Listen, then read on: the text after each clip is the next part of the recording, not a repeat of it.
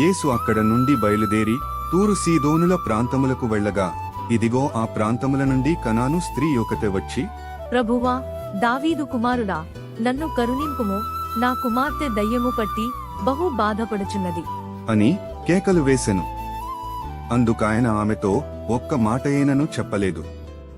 అప్పుడాయన శిష్యులు వచ్చి, ఈమె మన వెంబడి వచ్చి కేకలు వేయుచున్నది గనుక ఈమెను పంపివేయుము అని ఆయనను వేడుకొనగా, ఆయన, ఇశ్రాయేలు ఇంటివారై నశించిన గొర్రెల యొద్దకే గాని మరి ఎవరి యొద్దకునూ నేను పంపబడలేదు అనెను. అయినను ఆమె వచ్చి ఆయనకు మ్రొక్కి, ప్రభువా, నాకు సహాయము చేయుము.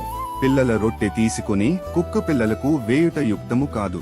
నిజమే ప్రభువా, కుక్క పిల్లలు కూడా తమ యజమానుల బల్లమీద నుండి పడు ముక్కలు తినునుగదా. అమ్మా, నీ విశ్వాసము గొప్పది, నీవు కోరినట్టే నీకు అవునుగాక అని ఆమెతో చెప్పెను. ఆ గడియలోనే ఆమె కుమార్తె స్వస్థత నొందెను.